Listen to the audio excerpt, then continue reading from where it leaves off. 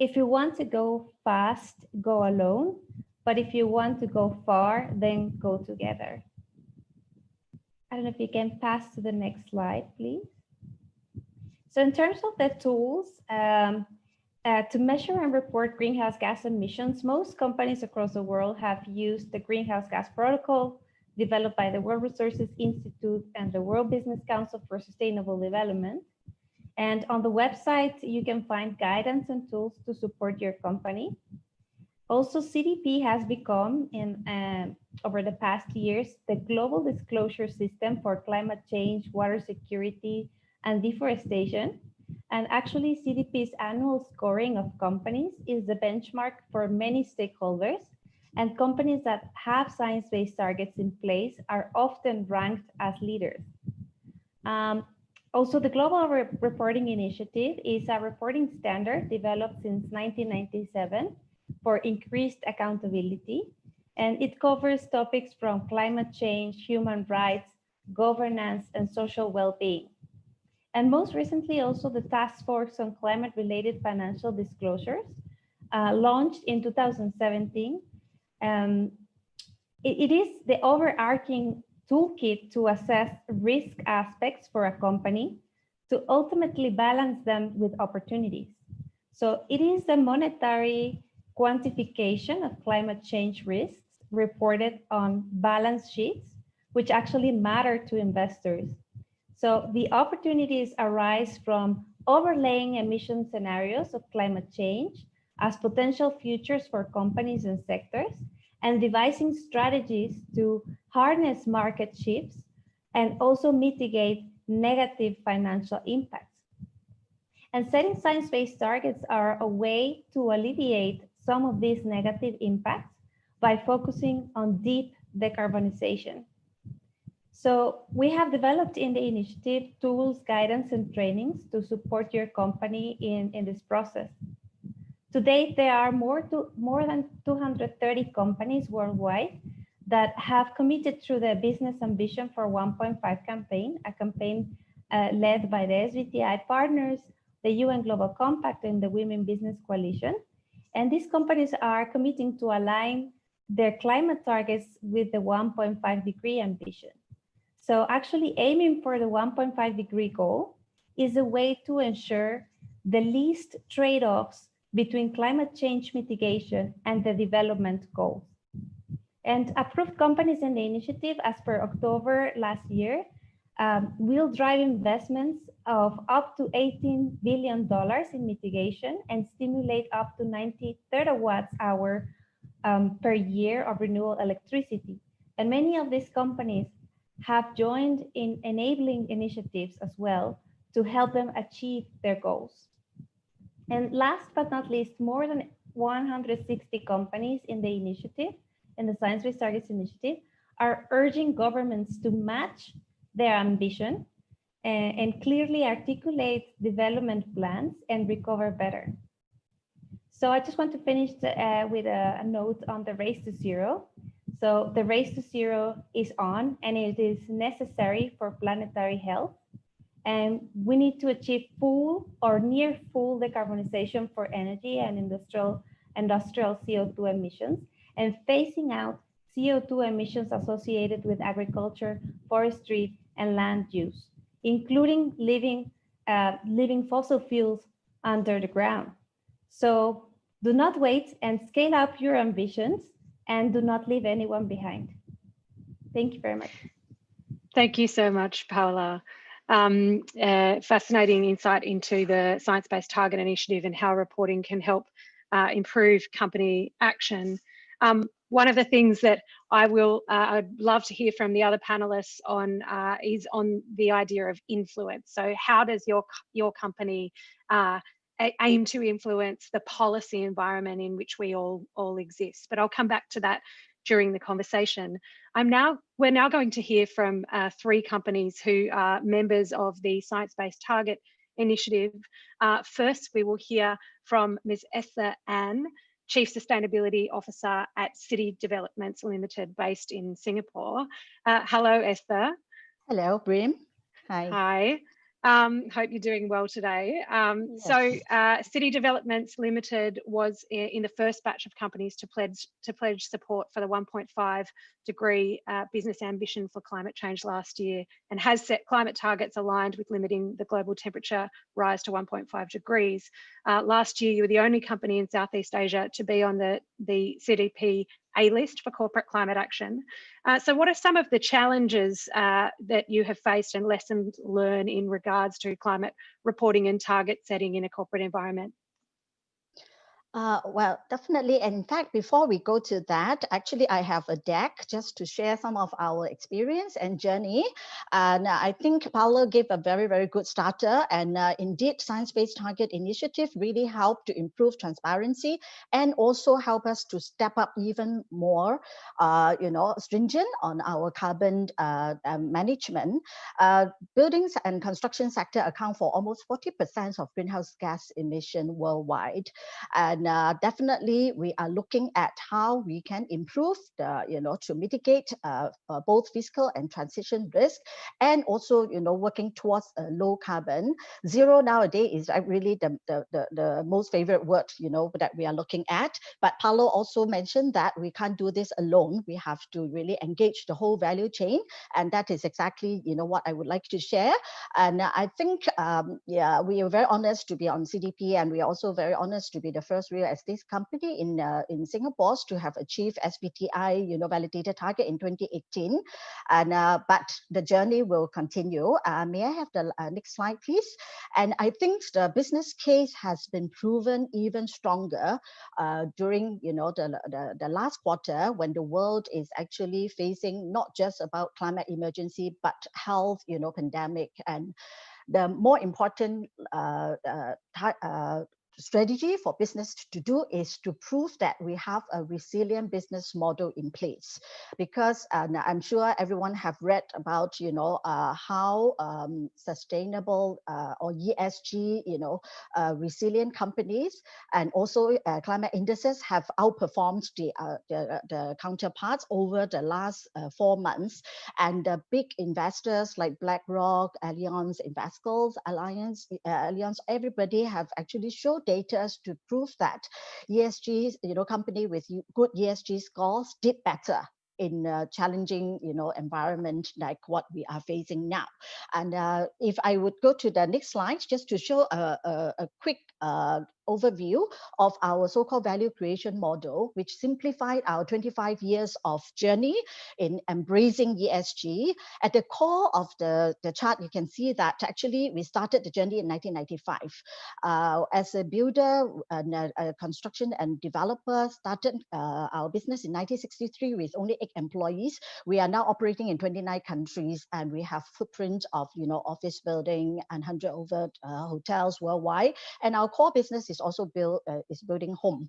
At the core of it, actually, when we first started, it was more like talking about like how we can do better, do things right, not so much on climate change. And at that time in the 90s in this part of the world, as we move forward, we, instead of just mitigating risk, we are also looking at how we can make use of adaptation to enhance our capitals. And we adopted the integrated approach. We can't do ESG in silos. We have to integrate with the whole business strategy, with all the whole operations, and how we can look at ESG and make use of ESG to enhance the various capital, whether it is about your reputation, your product, and in the end of the day, also people and social capital as well. And all these actually contribute to the financial capital. And of course, when the launch of UN SDG, 17 goals, 169 targets, we have actually started embracing it since 2016, 2017, and started with 9 goals, and now we have embraced 17 goals. And apart from climate action, we look at innovation, clean energy, even education, and most importantly is, of course, the partnership as well. And with more partners, with collaboration, we can amplify our ideas, resources, and also impact. And just now, Paolo talked about the 4 the pillars, and actually our ESG strategy also anchor on 4 pillar, which is including integration, innovation, adaptation, investment, and impact. Then, of course, green building and clean energy, renewable energy has always been our top priority. Without innovation, without technology, we can't, achieve game-changing, move the needle and create impact. And of course, we have to put money where our mouth is, and also, tap into the growing ESG investing, and of course, sustainable and green financing as well. And if I can move to the next slide, that there are some goals that actually have been really useful. The next slide, please. To help company to achieve, to look at how we could support, be aligned with the global best practices. Of course, Paris Agreement, I don't need to, talk too much about it already. And many countries, including Singapore, have enhanced our targets, just over the last few months. And yes, we are all, focusing on fighting the global pandemic, but climate change and risks are also for real and for long term. So we have to look at it. And last September, we joined the 1.5 degree business ambition, the first batch of 87 companies. And of course, we look at climate change as like, looking at it how from the business perspective. So TCFD really help us to look at it, not just about the past or today. We look at climate change scenario planning. What if the world is 1.5 degree or 2 degree warmer? And we started the first study in 2018 using 2 degree and 4 degree. But last year, we actually just focused on 2 degree and 1.5. And of course, net zero is what we are looking at as a building sector, and as what is advocated by our World Green Building Council. By 2030, all new buildings should be net zero. And by 2050, including old buildings, should be net zero. So this is actually our main target as well. And of course, SDG, leaving no one behind, definitely that is what we intend to do, and engage a larger ecosystem, the value chain, whether it is public sector, private sector, architect, engineer, even workers, and everybody should come on board to achieve, all these global goals. And last slide, please. That is actually, we are talking about, like, while we are fighting the global pandemic, we have, we cannot neglect the climate change, the climate risk. The last slide, please. Yeah. So as what the UN SecGen has also, highlighted that. May I have the last slide? Yeah, the next slide. Yeah.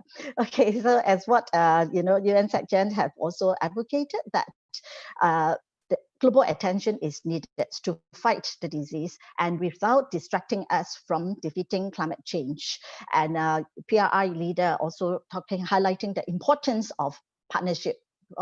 Investors, businesses, governments, civil society, and of course, private sector, and even individuals have a role to play towards a low carbon and more sustainable future for all.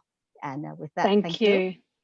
Thank you so much, Esther. And I'm glad to hear business leaders saying as well, climate change is everything change, is everyone change. We all need to change. So we are now going to go to another private sector representative, Mr. Hiromitsu or Hiro Hatano, who is the sustainability from the Sustainability Management Division of RICO in Japan. Hello, Hiro. Good to have you with us today. Now, RICO operates in the electronics sector, which has a very many layers to its supply chain, and has also set climate goals aligned with 1.5 degree trajectory in line with the Science-Based Targets Initiative. I imagine this was a fairly complex task, so hoping you can speak to that and speak to some of the challenges and lessons learned, and any particular advice you can give in diminishing the carbon footprint of the electronics industry. Okay, thank you. I'm Hiro Hatano from RICO Company, Tokyo, Japan. RICO is a Japanese multinational imaging and electronics company, and has been very active in environmental issues, especially climate change issues. RICO is the first Japanese member company of RE100. RICO became a RE100 member in 2017, and at that time, we committed net zero GHG emissions and 100% renewable electricity by 2050. Also, we set an interim target of a 30% emission reduction by 2030 from 2015.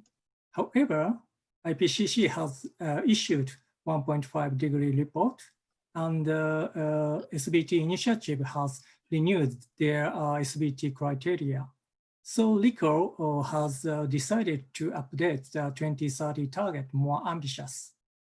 And then we finally decided to revise the 2030 target to 63% reduction, more than double from previous target. The new target has been approved as SBT 1.5 degree level. To achieve the new target, we need to promote energy saving more and accelerate the utilization of renewable energy through various methods. For RICO, the GHG emissions from electricity usage is highest.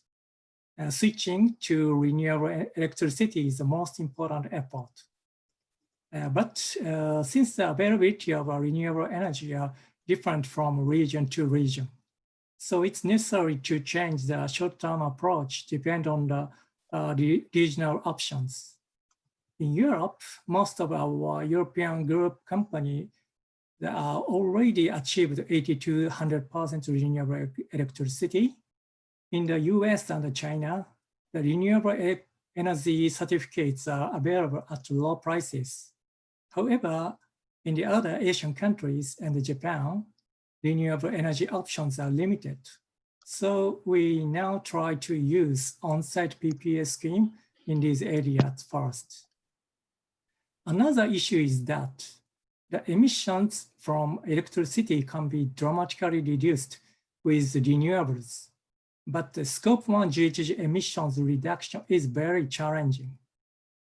We are gradually promoting the electrification of factory equipment and conversion of company cars to electric vehicles.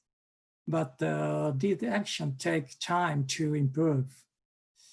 And since our supply chain is very long, so the Scope 3 emissions are much higher than Scope 1 and 2. Therefore, we have started to support suppliers' decarbonization activities. And also, a waste issue occurs in the Scope 3 area. I think RICO is a recycled-oriented company. We started the 3R reduce, reuse, recycling activities 30 years ago. Machine weights have been reduced more than half now. Every year, 500,000 of machines are collected and reused and recycled. And now we are very much focused on the use of recycled plastics. We set a virgin material reduction target of 50% reduction by 2030. To achieve this goal, we are fundamentally redesigning our products and developing recycled materials with material manufacturers. We believe that these activities will lead the decarbonization of society. Thank you. Thanks so much, Hiro. So now we, from Singapore to Japan to India, we are going to our third private sector rep, who's Mr. Anirban Ghosh, Head of Sustainability at Mahindra Group. Mahindra Group is a conglomerate operating in key industries, including cars and tractors and manufacturing, the first Indian company to set an internal carbon price, and also emissions goals in line with the Science Based Targets Initiative. Anirban, thank you for joining us. Good to see you. Hoping you can speak to some of the lessons learned on how this is going within Mahindra Group, and in particular, recognising that as a car and tractor company, many of your products use fossil fuels and a lot of materials in production. What path is available to you to take emissions reductions going forward?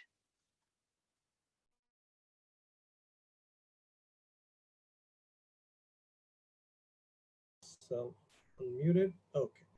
Can you hear me now? Thank you, Bryn. Thank you for having me on the webinar. You know, we started small more than 12 years ago. 12 years ago, we targeted reduction of emissions by 1% per year. But in the very first year, we achieved reduction of about 3%. And this experience was repeated over and over again in subsequent years in whichever area we chose to take action. The first learning was that it is possible to achieve more than what is originally thought to be a stretch target once you get started.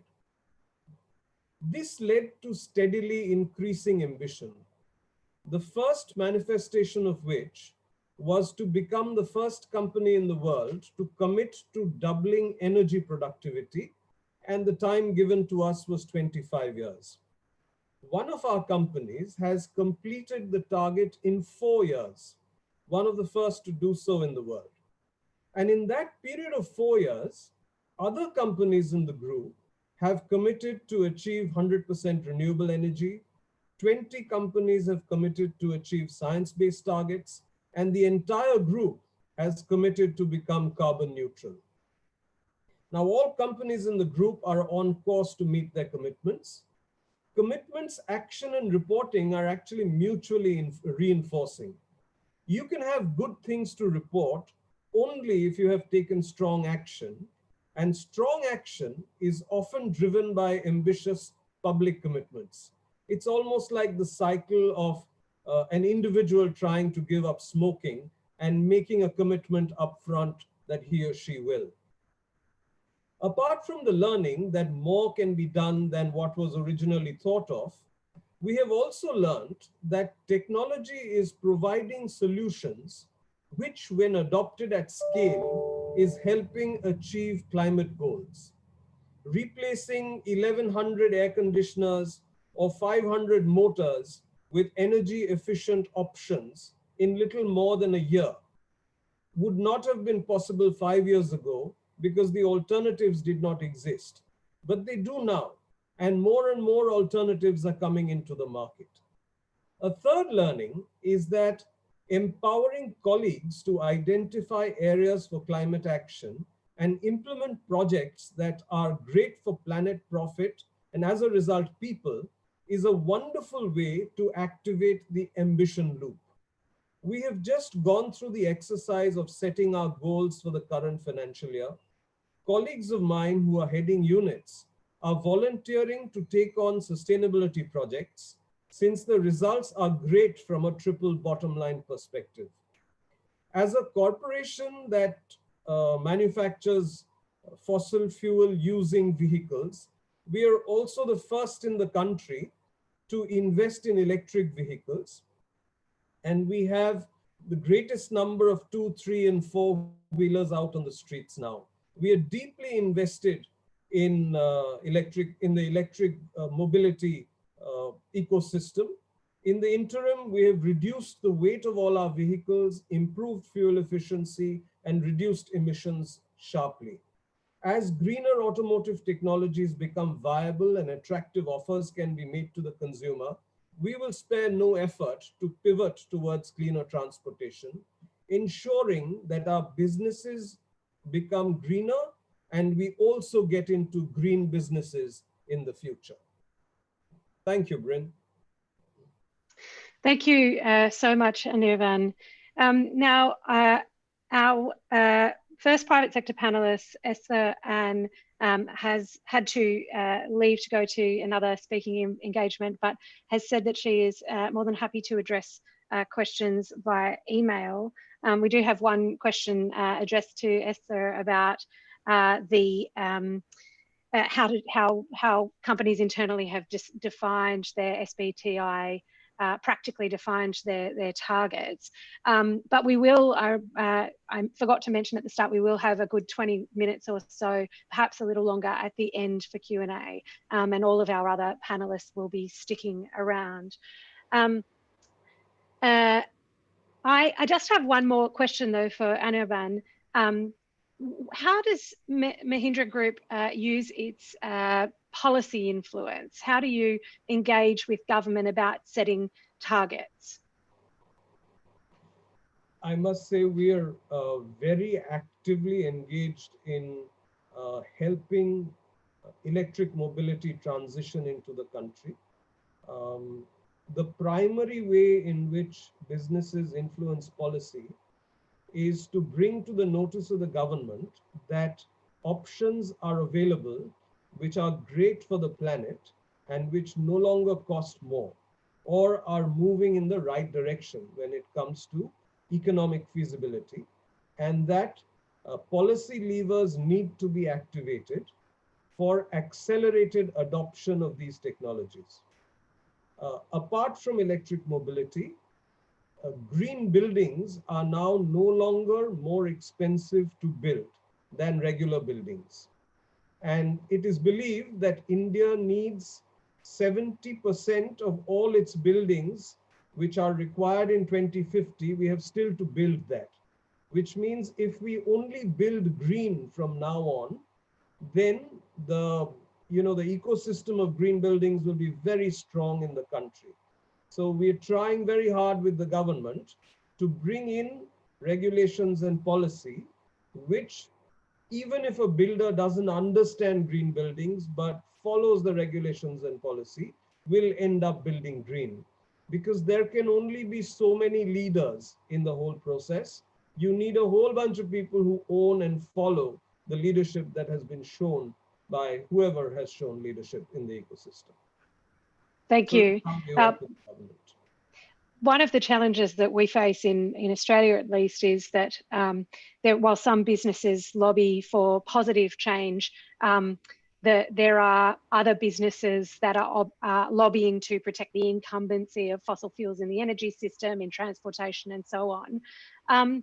Anirban or Hiro, do either of you want to comment on, how businesses that are trying to do the right thing counteract maybe the negative lobbying of peer companies? I'll go to Hiro first.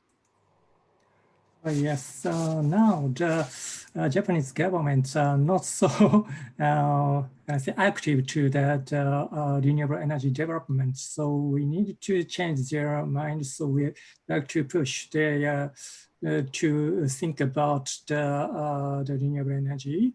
And then today, our CEO will discuss with the Ministry of Environment in Japan. So that communication with the government people is very important now. So we try to change the situation as the region to region. Thank you.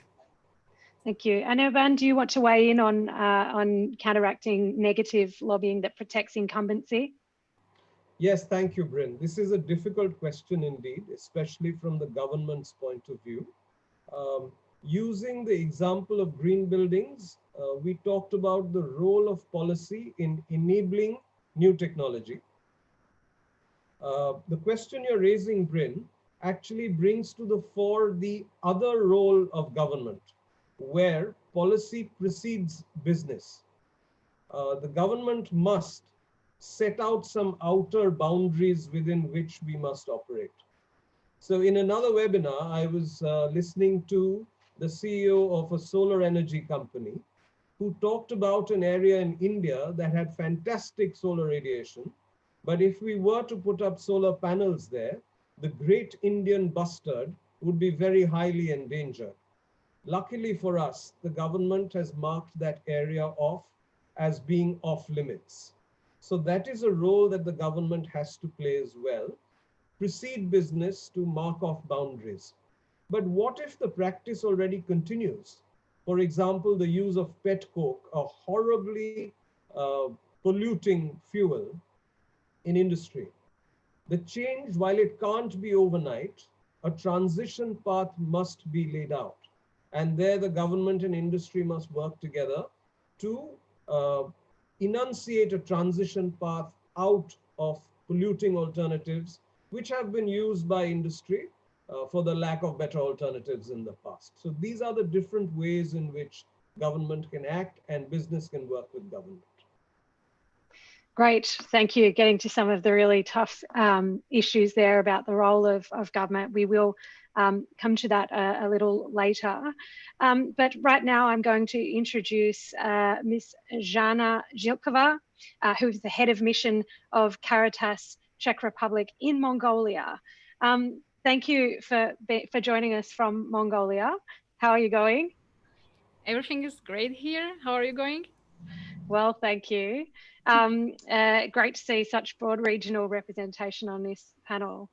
So you oversee a project that supports SMEs, small to medium enterprises in the construction sector in Mongolia to green their business. What challenges do you see for SMEs in this sector in making their operations more sustainable, and how important is it for larger companies to have ambitious targets, and I guess also use their leverage in their supply chain to drive action? Thank you very much. First of all, I would like to really thank our great donors and supporters, the European Union, Switch Asia program, and the Czech Development Agency. Without them, we would not be able to implement this project and achieve the great achievements that we have already done. So the project focuses on construction and demolition waste management and sustainable construction sector in Mongolia. I'm also glad that the organizers have decided to bring the voice of SMEs into the discussion, since each and every company, larger or smaller, has a big role to play. Our project is a pilot project to support construction SMEs to green their businesses, and nothing like that has been ever implemented in Mongolia. We are almost finishing the project, and after 4 years and still a couple of months ahead of us, I can say that we have achieved most of its objectives. However, there is still a lot to be done. Bryn, you have mentioned that we should focus on the influence of our actions. So actually, thanks to our project, we have managed to get the first construction and demolition waste management procedure approved by the Ministry of Environment Tourism in Mongolia. Why actually we are doing that? The construction and demolition waste represents 20 to 25% of overall waste in Mongolia. Construction sector is expanding rapidly, and the amount of waste produced has been uncontrollably increased as well. So the challenges for SMEs. First of all, I would mention that the way tenders are made in Mongolia is not suitable for small and medium enterprises. The main indicator is the price of the work. Therefore, big companies as well as SMEs, they keep their costs on the lowest possible level, and then even assign their work to smaller SMEs. And do not regularly track their work. Supply chain is often very unclear. Many SMEs are involved, and they do actually the same work, and the division between them is not always that clear. There is, of course, lack of funding. SMEs depend on the large construction companies. They do not get much support from the government or international donors, and their budgets are too small in order to implement or to start some action to become more green.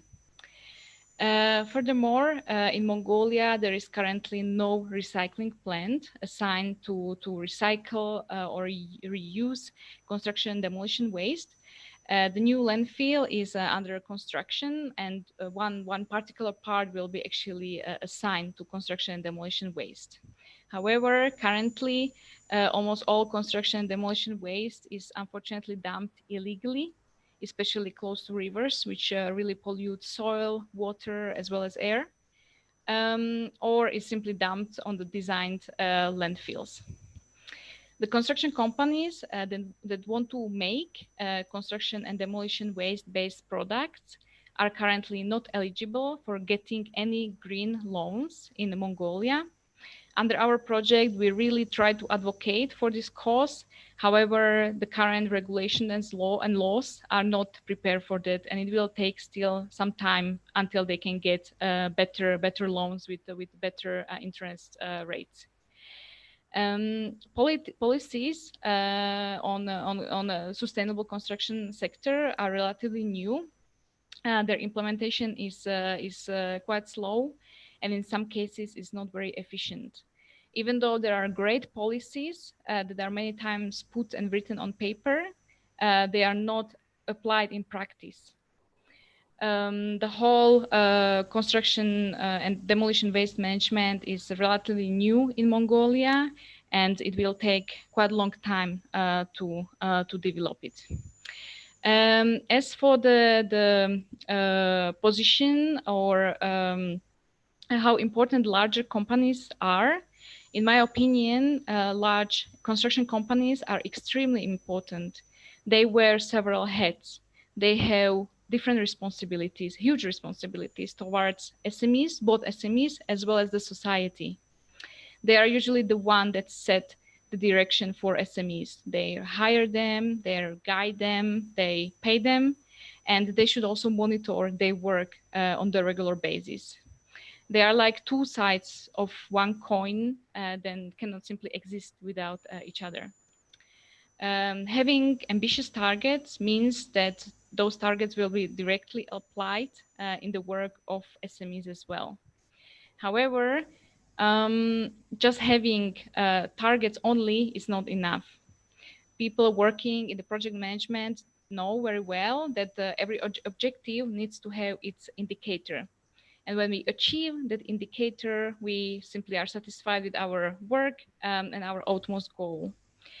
However, it's also very important to recognize the path that which we have taken to achieve that indicator.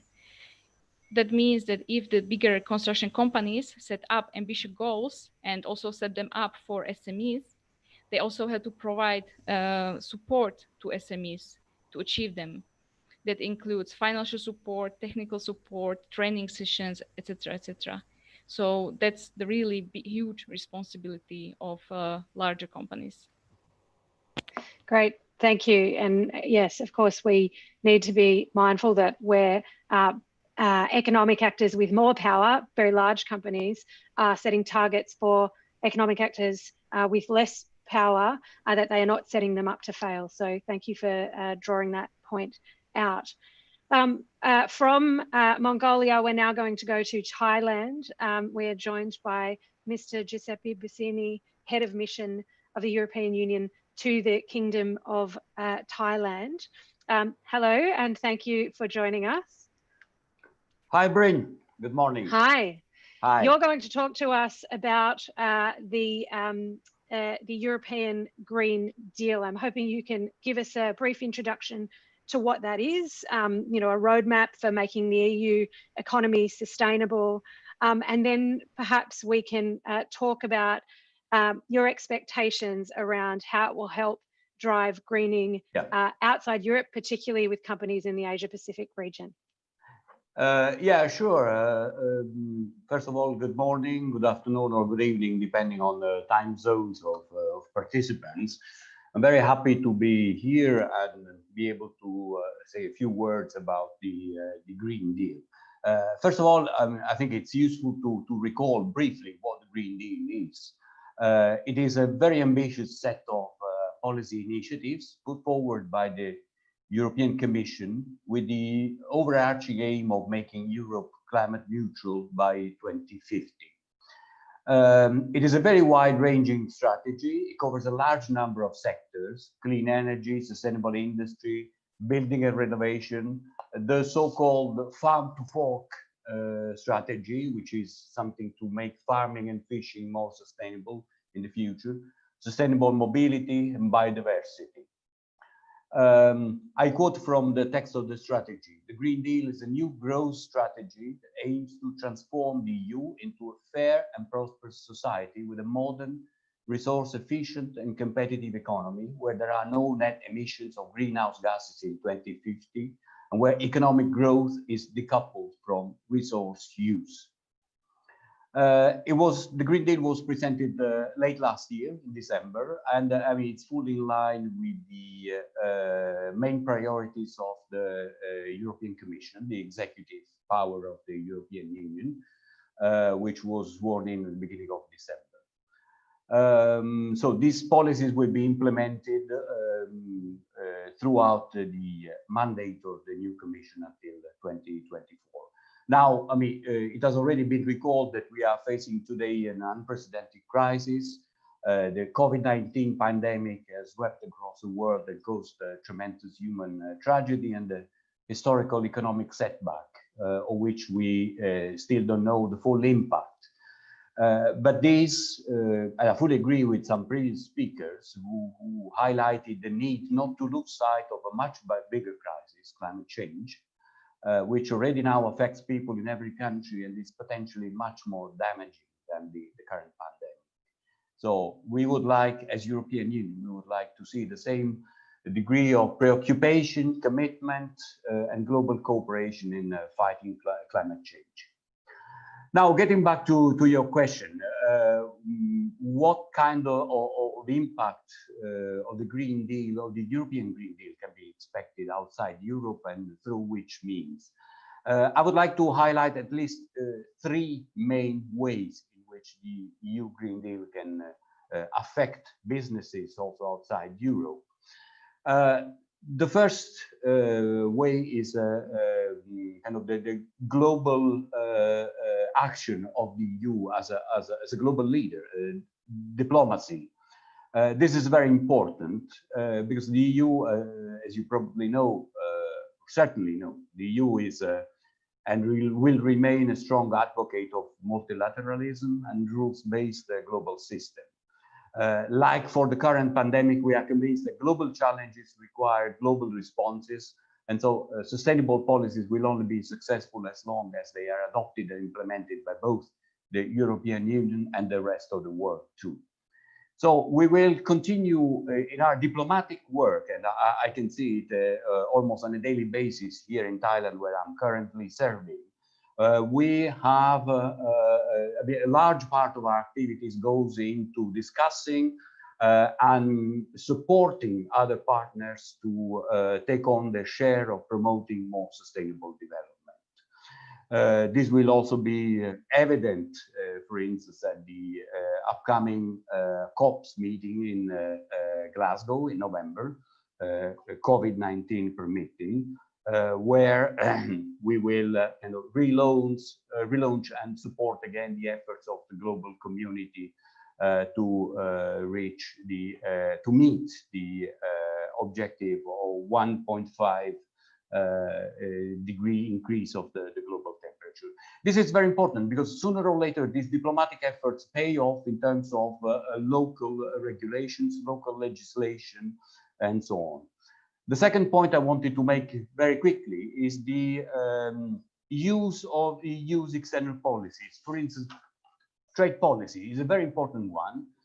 In all our recent free trade agreements, there's a clause about joining and supporting the Paris Agreement. SDGs and their implementation play a very prominent role in our last generation's agreements. So these trade accords no longer aim only at reducing market access barriers, but also at improving regulations in partner countries, including as regards social, environmental, and labor policies. Last point I wanted to make, because I see that I'm running out of time, market forces. This is also very important because it is clear that business and the whole society have a crucial role to play to achieve a transition to sustainability. Europe is a global standard sector, and there are also other examples of this. So whenever we implement policies at home, they are likely to have an impact also elsewhere, because we should not lose sight of the fact that we are the biggest and the richest global single market in the world. Mm-hmm. So whenever people want to, businesses, companies want to export to the European Union, they have to adapt to our standards.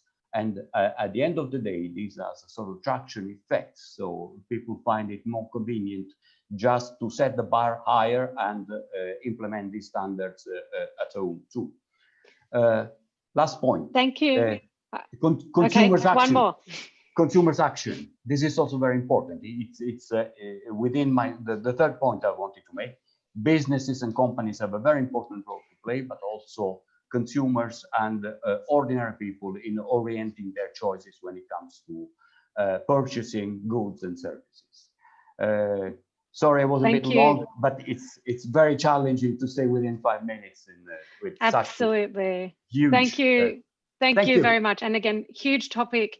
Huge Climate topic, change is yes. everything change. And noting again this idea of power in the global economy, which I think is actually a fantastic segue to our final panelist, Mr. Roberto Pardis of the Philippines Human Rights Commission. Now, the Philippines Human Rights Commission has done some absolutely groundbreaking work over the last couple of years with their carbon majors inquiry. Roberto, thank you so much for joining us today. We really appreciate it. Hoping you can give us some information on your inquiry, which looked at the responsibility of the carbon majors, the 100 largest companies or the 100 largest emitters in the world, to people affected by climate change. All right, thank you very much. Forgive me if I have to speak very quickly, but if I'm not coming clearly, just tag me and I will speak slower. So first of all, a very, very brief overview on what we did. We used our inquisitorial process to conduct an inquiry, but our main objective was not to establish legal liability on the part of the carbon majors. Our main objective in conducting the inquiry is to look into the reality of climate change and establish or elaborate on responsibilities of parties, governments, and private enterprises, and even the other sectors on how they, on their anthropogenic contribution to climate change, and then to seek certain recommendations from the experts who testified before our inquiry to the different parties that are perceived or have been established by science to be the anthropogenic contributors to climate change. But having said that, of course, we are definitely not saying that there are no natural causes to climate change. So let me now go quickly to our findings. Well, first is the obvious one. Climate change is a human rights issue. It negatively impacts the broad spectrum of human rights, and I do not have to elaborate all of them. And businesses and governments have a role to play in addressing or mitigating this challenge, existential challenge. Now, the basis for establishing the responsibilities and the obligations of government and businesses are different. The obligations of government are derived under international law, including customary international law, treaties and obligations, and conventions. So, and the basis for establishing the responsibility in turn of private businesses, especially the carbon majors, of course, would not be international law because they're not parties to these conventions, but should be domestic laws created by the countries where they are situated or who have jurisdiction over their operations. But these domestic laws created by states, of course, must be guided by principles enumerated or underlined under international treaties and conventions, including international human rights law. So let me now go to our findings quickly. First is I'd like to go first on the business responsibilities. Mention that and later on go into more detail. But this early, I would like to emphasize that although the legal liabilities or responsibilities of businesses are not clearly established yet under definitely under international law, and there's some dispute regarding the establishment of causality and attribution, etc. This early, we would like to say that at the very least, they have a moral obligation to adhere to certain standards, given the existential threat that is provided by climate change. Our recommendations are, going quickly, to to the business enterprises is first to conduct due diligence, and specifically I have 1 minute remaining.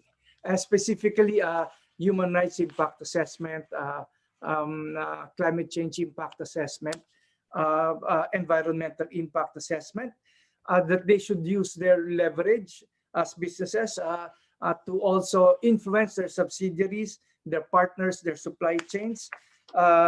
They should minimize their carbon footprint. They should adhere to the principle of transparency, not only towards their shareholders, but towards the public in general. And they should have clear targets as part of their due diligence compliance. And they should also disclose their investments, not only in regard to more carbon fuel extraction, but also their investments on renewable and clean energy. Now, the states, all right, I'm being told by my son, I have 30 seconds. The states, the primary obligation of the states in this regard is to create a policy that will hasten the transition of the global economy from a dirty carbon fuel to a clean renewable energy system. But I must also add at this point that right now, science has also informed us that the global economy is still largely dependent on carbon fuel. There is not enough renewable energy around the globe to cover the gap should the carbon fuel be demanded that their usage be ceased. So we should be very, very objective also in approaching this issue, because to demand legal liability on the part of carbon producers would logically be to say that therefore the use of carbon fuel should immediately be stopped. And at this point, we just want to caution those who are involved in this dialogue that that is not a feasible solution at this time. But however, we also say that all efforts, willful and deliberate, to obstruct the transition of the global economy towards clean energy system is not only immoral, but domestic laws. The respective states should actually create policies and environments that would penalize or hold legally liable all parties, not only carbon majors, but the other duty bearers as well, hold them legally liable for acts of obfuscation and obstruction that would delay the transition into a clean fuel system. So, sorry, I just have to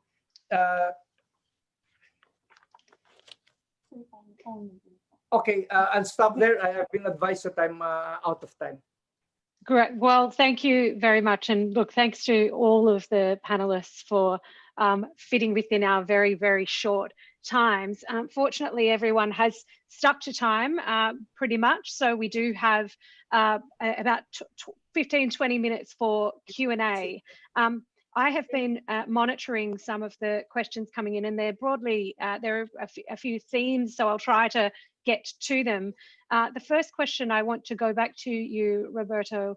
There's some questions that have come in about, well, what is, everyone, many panelists have highlighted the need for government policies, but many of the companies in the Carbon Majors report are in fact headquartered and operating in countries where there is no immediate prospect of those kinds of regulations. And I should say Australia is one of those countries, and Australia is home to some of the carbon majors, including BHP and Rio Tinto. So what is the responsibility of those companies in respect of human rights where the state is unwilling or unable to take action? Well, as we said, the responsibility on the part of the carbon majors should not be anchored on laws.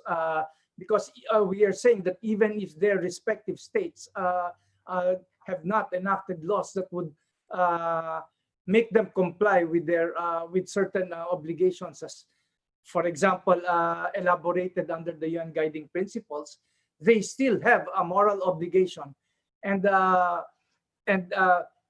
we are strongly suggesting that aside from refraining from acts of obstruction and obfuscation, but I'm not generalizing, because we do recognize that certain carbon majors have actually are actually engaged in efforts towards transitioning.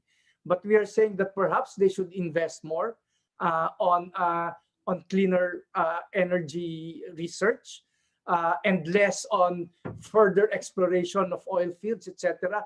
Because we do not only for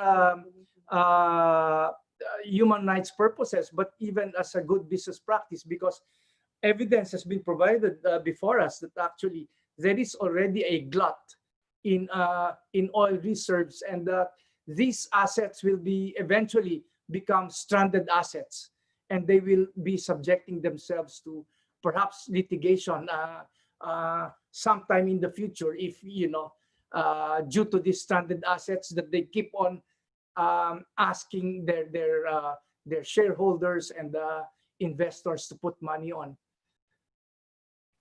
Thank you.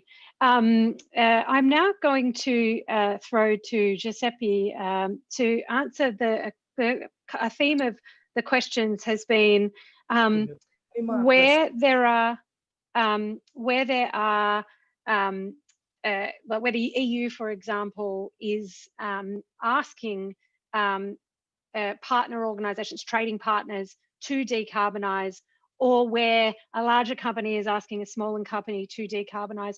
What sort of support should be provided? What is the role of more powerful actors, more financially strong actors? What is the role of the global north in supporting decarbonization in other regions? Well, this is a very important part of our environmental policies and in our fight against climate change. I think that, I mean, if I look at the EU's experience, domestically speaking, let's say, I think that a very important part is our, I would say, a traditional mix of legislative measures and financial incentives, which we are trying to support the transition towards more sustainable fuels, more sustainable forms of energy production. And this is not only, this has not arrived with the Green Deal only, because I mean, even before that, for instance, I would like to recall a recent directive, which is legislation that is immediately applicable in the whole territory of the European Union. We have been supporting member states, business, and also consumers to shift towards more sustainable fuels by sort of injecting into these fuels a higher share of renewable substances, renewable sources of these fuels. So again, this is something that then can also be extended to other parts of the world, including by technical dispositions, because sometimes, for instance, if you adapt the engine of a car, this can be, and our friend from Mahindra can probably tell us a bit more about this. But once you make new engines more compatible with renewable fuel, this can also have a spillover effect, not only within the European Union, but also outside in our partner countries, always because of the issue that I was mentioning before. Setting standards then is something that sooner or later ends up having an impact also on the rest of the world. Thank you. Now I'm going to throw this one to the entire panel, which is a bit of a strange thing to do, and there's so many people, so I'm just going to ask you to be ready to jump in. But there's been a question that comes in, and I think it really goes to the core of the problem, that climate change, that the continued burning of fossil fuels in the short term benefits very, very few already very wealthy institutions and countries, and harms others. So does anyone want to weigh in on whether the UN or its agencies should be taking a more punitive approach in relation to fossil fuels companies and the states that facilitate their expansion? Does anyone want to jump in on that? Please just unmute yourself and weigh right in. And if no one wants to, that's okay too. But I do, yeah. Oh, Anirban, gosh, please go ahead. Yes, we can't let this question go unanswered. So, the predilection to ask for legislation to prevent action which is not good for the climate is something that all of us in the sustainability space sometimes talk about. But we find that wherever alternatives are available, which are great for the climate and don't cause harm to the business, hopefully are at par or better, they get adopted very, very quickly. So if we were to pay a lot of attention towards generating climate-friendly alternatives for people and companies, our transition towards a net zero world may just be faster. But I'm not blind to the fact that there are times when you will have to legislate or bar something or the other as we go along.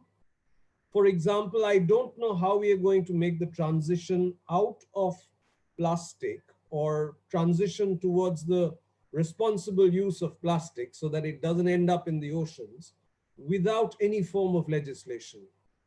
And I don't know how we can accelerate the adoption of new climate-friendly technologies without legislation, because we know that in the regular way, it follows an S-curve with a very long period in which the adopters come in, early adopters come in, and the late adopters come in, and so on.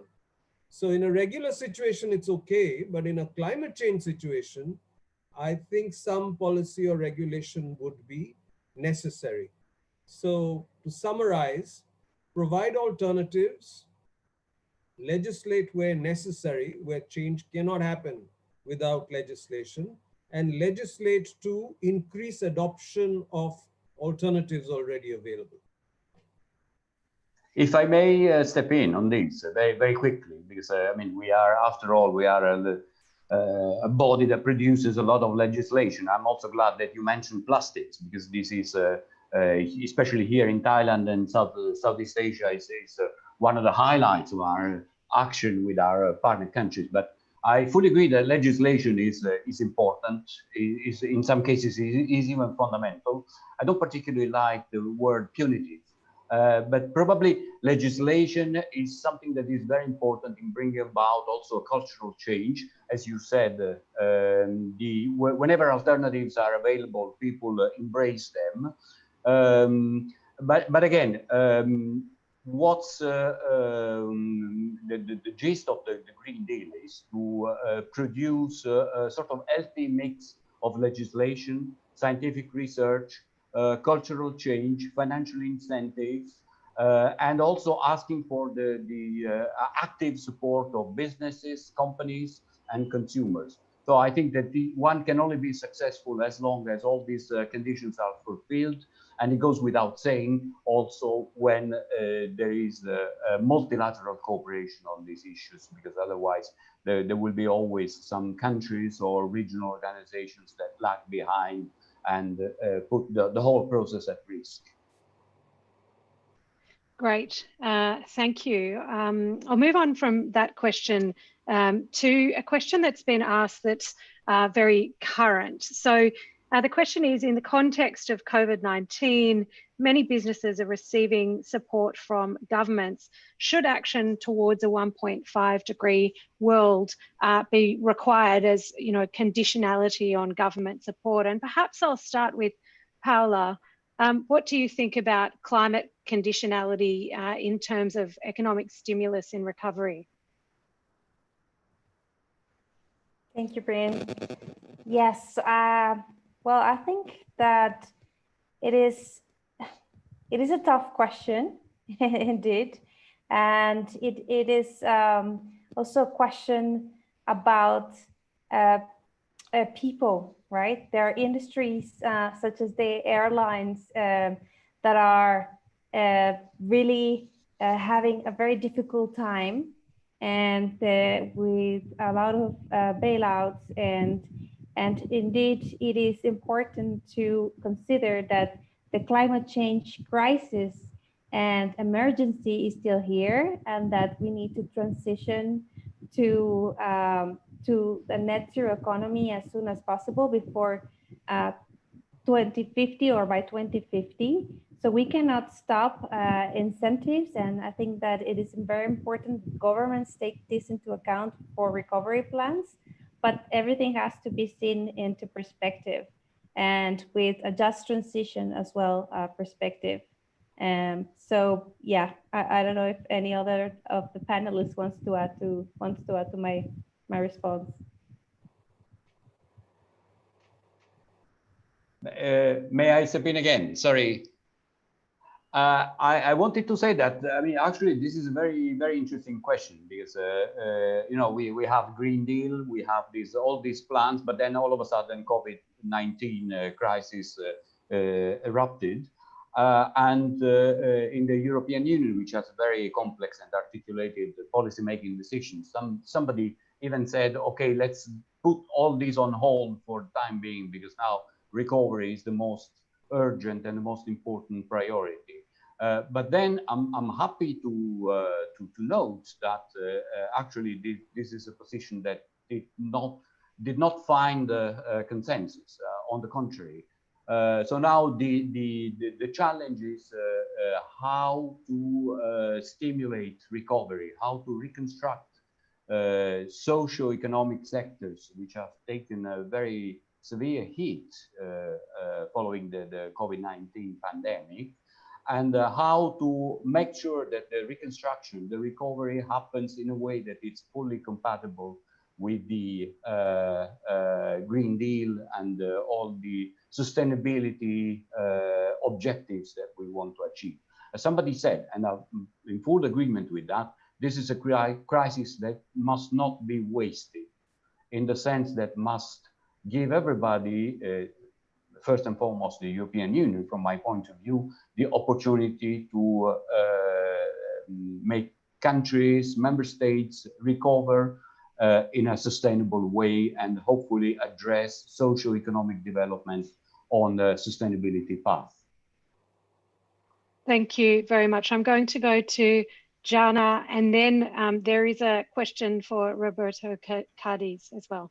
Thank you very much. And very quickly, I absolutely agree with two other panelists. It's an opportunity. It should be seen as an opportunity for international donors, opportunity for governments to green their economy, and particular sectors that are important in every. It's different in countries. Different sectors are important. Therefore, I see it as a huge opportunity, and it would be indeed a pity if it was wasted. Thank you. Oh, so go ahead. If you have time. So, putting some conditionalities will work only if that industry has alternatives which are viable. Otherwise, those restrictions will not work. Okay, I could get into details, but probably we're running out of time. You may want to take another question.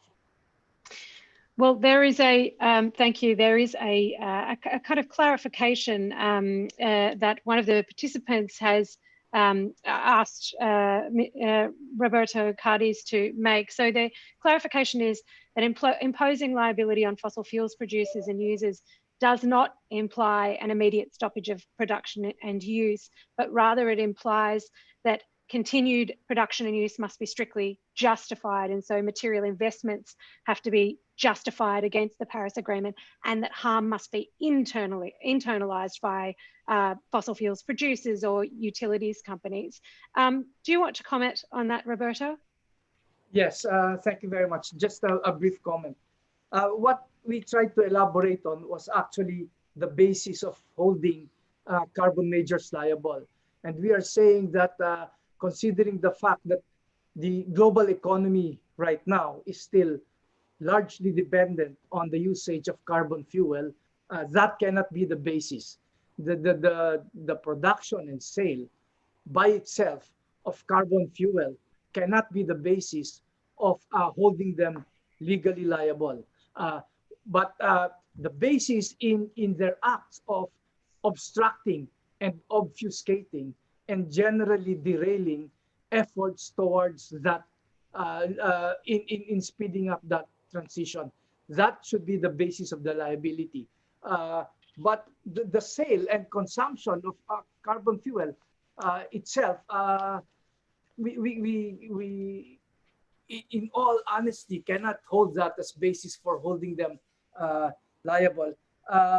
Now, in regard to these hugely profitable companies internalizing, somehow absorbing much of the losses, a substantial cost of the losses, we agree with that.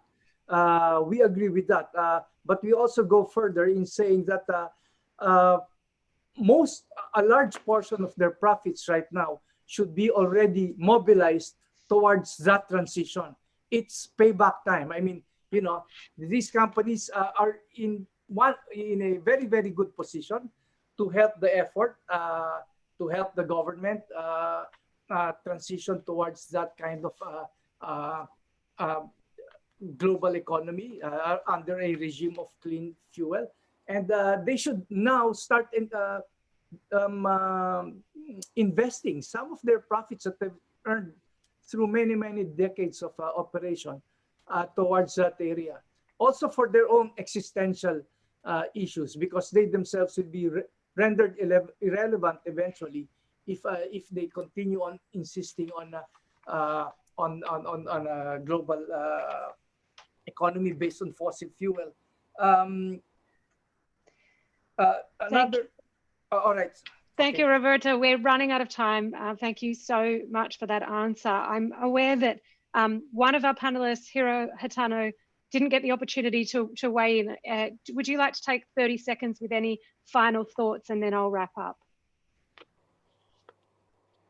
You're on mute. You'll have to unmute yourself. Okay. Then thank you.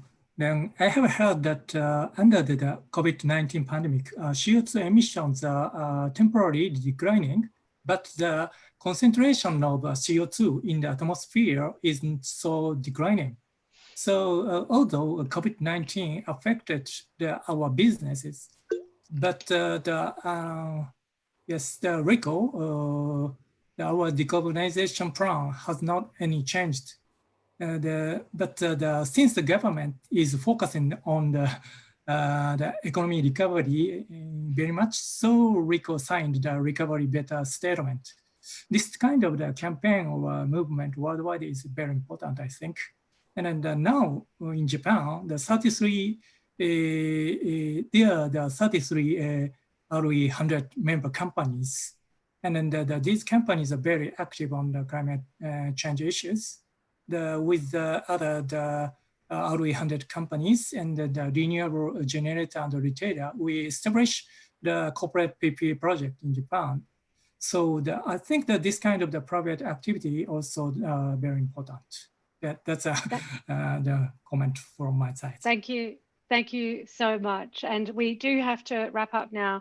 Thank you to all the participants for a rich discussion. I'm so delighted to moderate a very low carbon international panel. Usually speaking and moderating on climate panels and human rights panels fills me with a sense of hypocrisy. And this is perhaps the first time I haven't had that one. So congratulations to the organizers for for organising this in response to the pandemic, and I hope it can continue into the future. I'm just going to invite Luz Fernandez from the UN Environment Programme to close the meeting. Thanks so much, everyone. Thank you. Thank you all. Before closing the meeting, I want to do a couple of advertisements for upcoming events, and I think that all of our speakers and panelists and participants will like to join. One is an event that will take place tomorrow under this forum. Is the session on ensuring a sustainable recovery, what role for the finance sector. This event will take place at 11:30. And the other event I wanted to mention is Building Back Better, Responsible Business Conduct, Human Rights and the Environment. This one will take place the 12th of June at 1 p.m. And in both of them, they are going to, the panelists and the speakers are going to discuss relevant topics for this discussion. So we wanted all of you to be informed about these events. And with this, I'm ready to say thank you. First of all, I would like to thank Bryn for a great moderation. She did great with the timing. So congratulations and thank you for accepting to be the moderator today. And also I would like to thank all of the panelists and also the participants. With the Switch Asia Regional Policy Advocacy component, we have been trying to showcase examples of how businesses in Asia are influencing the policy environment. So I think that today we had a great opportunity of seeing great examples of this situation.